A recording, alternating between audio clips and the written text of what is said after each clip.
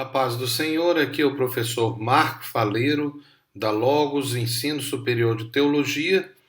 Você está na disciplina Apologética Cristã, que é parte do ramo da teologia pastoral ou teologia prática, dentro das divisões da teologia. E a Apologética Cristã faz parte do curso de bacharel em teologia. Este é o sexto AVA da aula dupla 1, ou a terceira parte da aula 2. Então estamos a terminar a aula 2 e a aula dupla 1, considerando o sistema intensivo.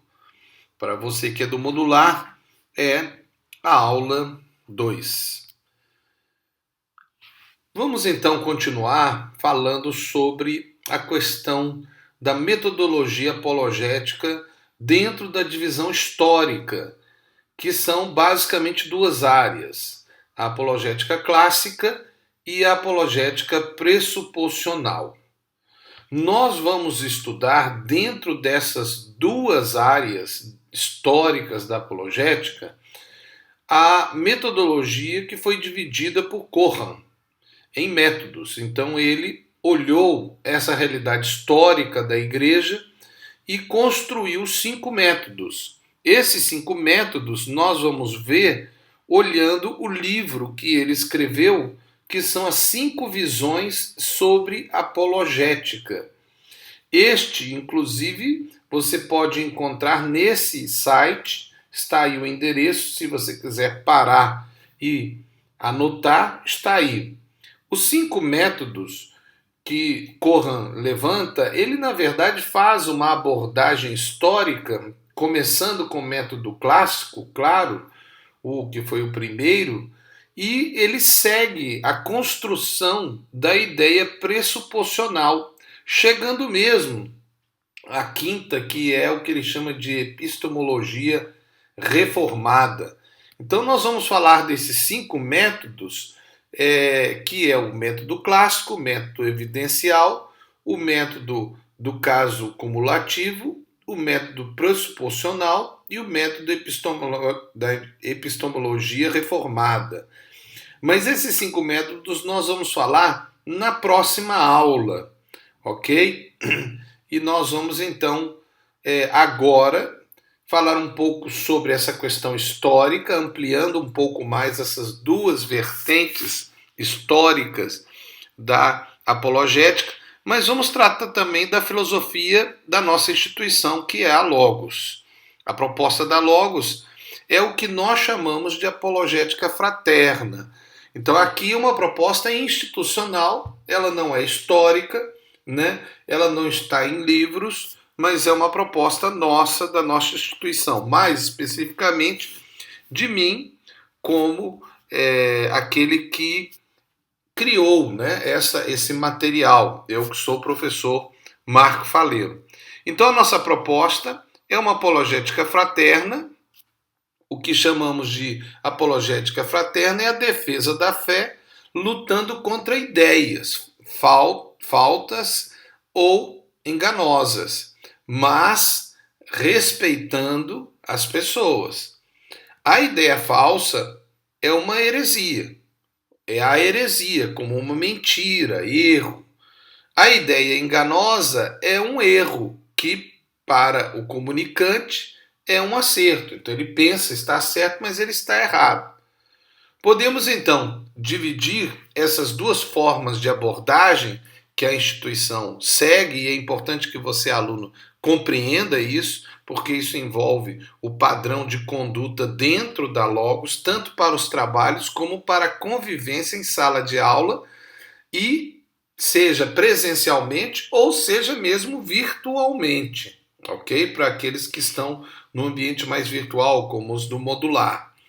Mas veja, a nossa proposta então é que há uma proposta fraterna e uma proposta confrontativa.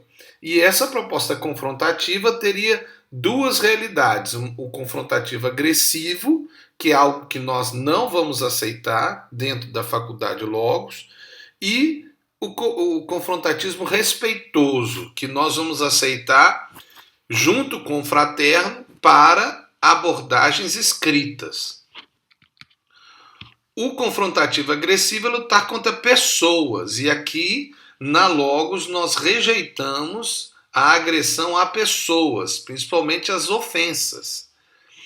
Não ensinaremos isto e rejeitamos esta conduta nas salas de aula e nos grupos de estudo, inclusive virtuais. Com isso, não rejeitamos a ideia da confrontação, mas uma confrontação com amor e com respeito a pessoas, apesar da rejeição do erro ou da heresia. Nesse caso, consideramos a apologética confrontativa respeitosa nos trabalhos e apresentações. Seria então uma confrontação de ideias. Mas apesar de aceitarmos a apologética confrontativa nos trabalhos, nas salas presenciais ou virtuais, é somente aceitável a apologética fraternal, sem confrontação, mesmo que seja de ideias, para que não haja discussão nem em sala de aula presencial, nem em sala de aula virtual.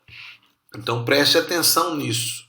Agora, você pode fazer a confrontação no seu trabalho escrito, seja qual for ele.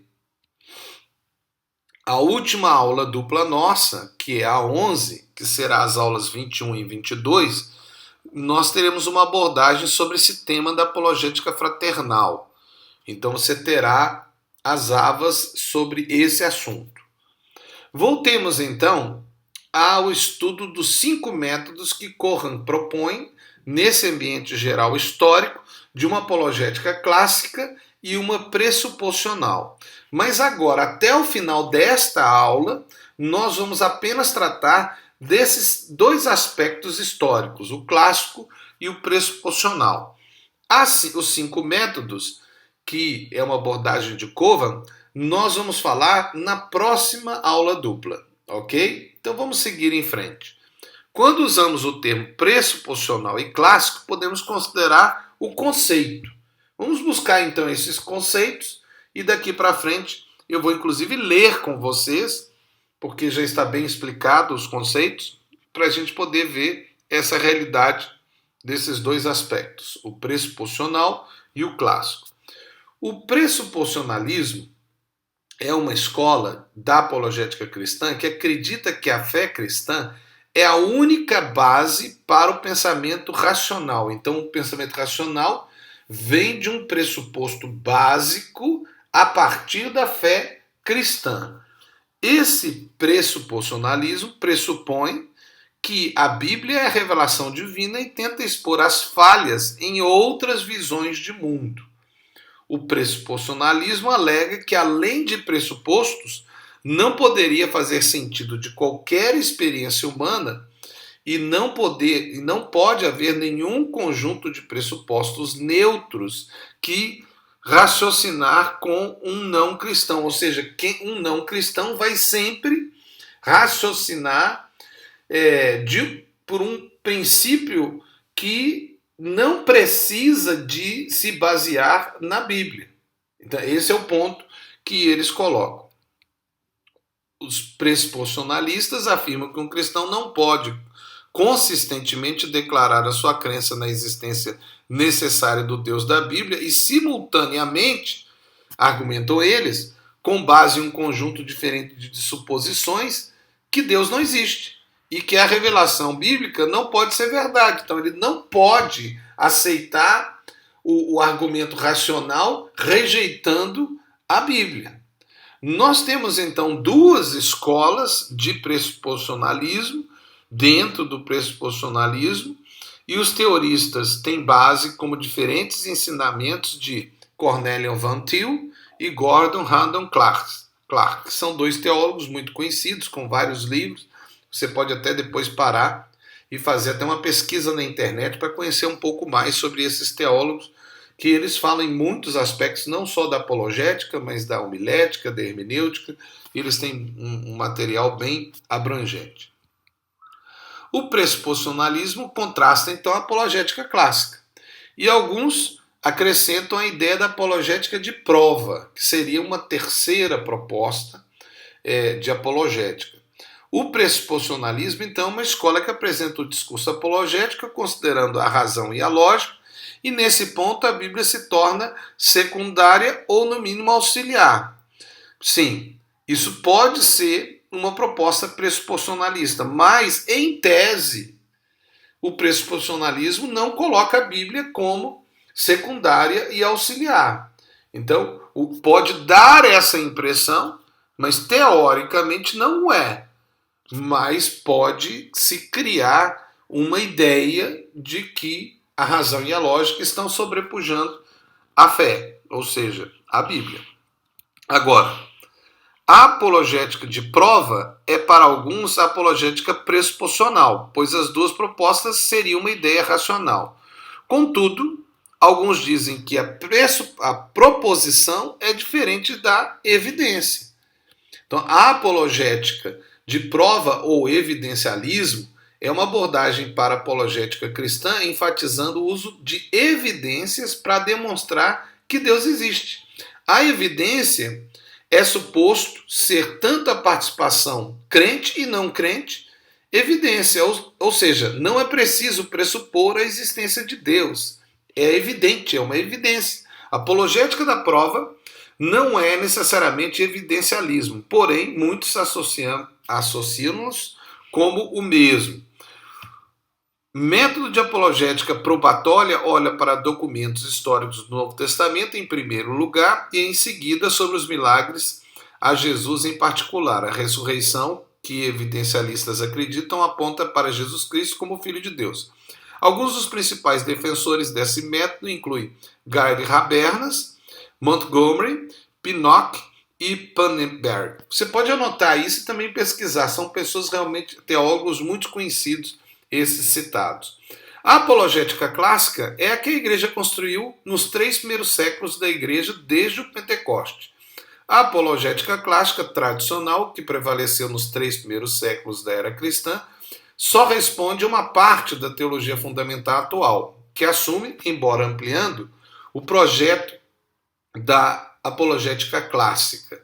A apologética clássica, frente ao robustecimento evidente do cristianismo, depois do primeiro século, de lutas e através de grandes reinados dos imperadores do século II, lá do Império Romano, o paganismo e seus melhores representantes aumentaram seus esforços para impedir a propagação. E aí então surge uma apologética clássica, para se defender perante o governo. Mas também acaba atingindo os aspectos dogmáticos dentro da igreja até com a criação dos credos. Seguimos na análise, então, na próxima aula dupla, dos 5 métodos de Covan, que propõe, mas eles estão dentro dessa realidade histórica da igreja. Quer dizer, os métodos se adaptaram à sociedade, ou à visão de mundo da sociedade da sua época. Né?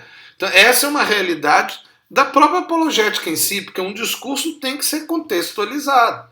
Não adianta eu pegar um discurso lá da Idade Média e trazer para cá. Nenhum sermão vai se adequar completamente. Em parte pode ser, mas não completamente. Terminamos então assim uma aula dupla e também esta aula.